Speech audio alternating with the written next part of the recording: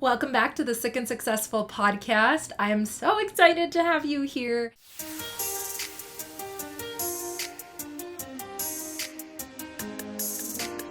This is going to be a really quick episode. So, as you might know, if you listen to episode 77, I am currently on vacation, which is my first time on vacation in over 3 years. I believe I went on vacation the last time in 2019, right before the world shut down, and I wasn't even pregnant yet, and I went there to learn breathwork. So I was actually going for education versus vacation. Prior to that was 2018 in December in Mexico. So we're not going anywhere. We're taking our RV and we are, going away for 10 days, but I will be coming back into the city a bit. So it's not the type of vacation I would love to have and travel the world like our plans were prior to the pandemic starting, but it is our version. So we're going camping for 10 days. I'm still going to be plugged in a little bit here and there, but I'm away. So this was a pre-recorded video for you, pre-recorded podcast. If you're listening on podcast, I appreciate you. And if you're watching on YouTube, I appreciate you too. You guys all mean the world to me. I don't ask this all the time, but if you are watching on YouTube, please click that like button. It seriously means the world to me. Same with the subscribe button. And if you're on the podcast, if you have a minute to review the podcast, I know these are a lot of things to ask you to do. It's the opposite of what I tell my clients to do on their podcast episode.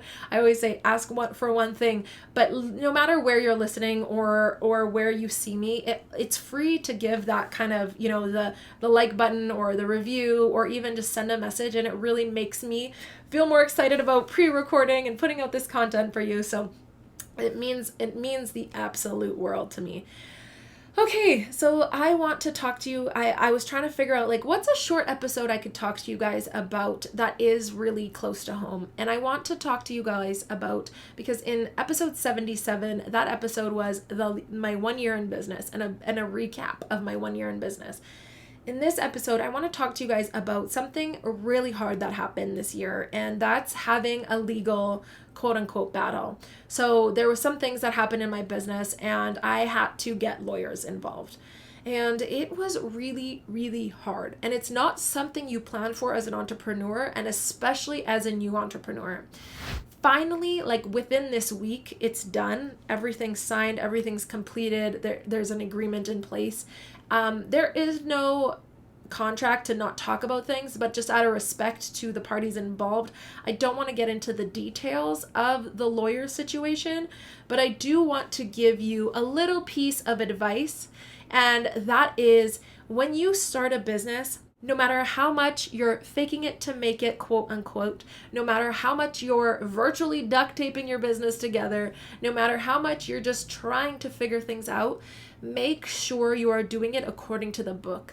Make sure you're putting contracts in place when you have new clients. Make sure you're putting employee agreements in place. Make sure if you have a business partner, you have business partner agreements. Make sure if you have contractors, you have contractor agreements. Make sure you have a lawyer who can put those agreements in place for you, or pay someone online to have a package where you buy those agreements and you do everything according to the book to cover your ass. Because if you're someone who's listening to this podcast, and if you're someone who really wants to be successful, then you're going to hit your dreams. You're going to hit your wildest goals. You're going to supersede them. You're going to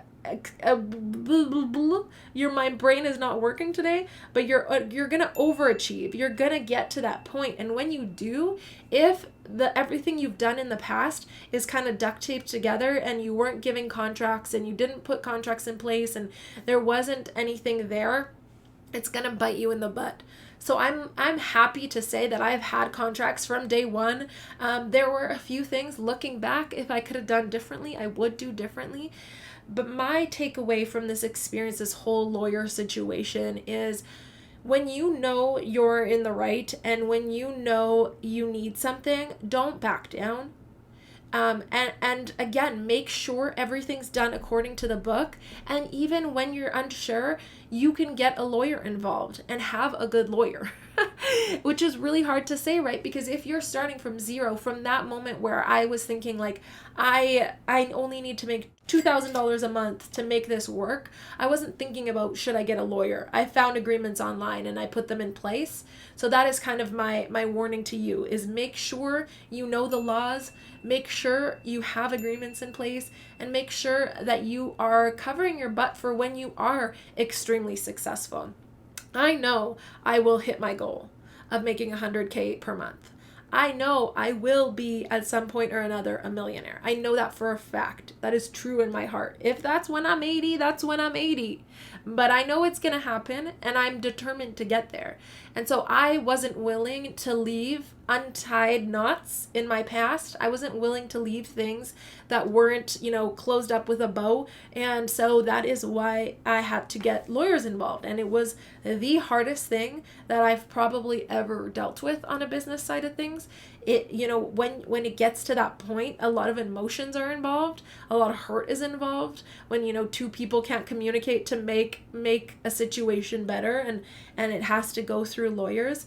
But what I came out on the other end is knowing that I'm really proud of myself for sticking up for that $1 million Natalie that's going to be in the future, so that she doesn't have to deal with the dirty mess in those days. And I'm really proud of myself for honoring who I am today and sticking up for myself in the sense of knowing that I just didn't want to end things super messy, and I didn't want to leave that situation knowing that like this just doesn't feel good the way that it's ending, and I want it to be clean and like I said, with a bow tie on top. And it's hard to explain to you all the details and the nuances when I can't tell you, or I don't want to divulge like the in-depth details on, when I don't want to get into too many granular details.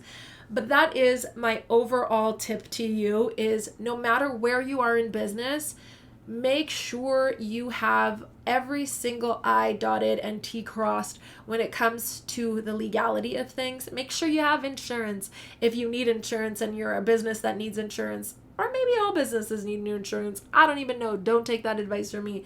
But make sure you have contracts in place no matter what you are doing, and follow your intuition and gut, because it's always right. And think about yourself when you're in that $1 million or whatever your goal is role, and step into that version of you and what that person would do.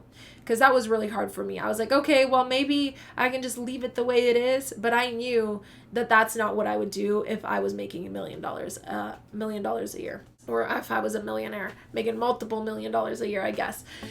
So that's it for me. This is a nice short podcast. I hope you're enjoying your summer if you're on this side of the world. And I hope you have a very wonderful day. Remember, dream big. It's possible for you, and your next version of success is around the corner.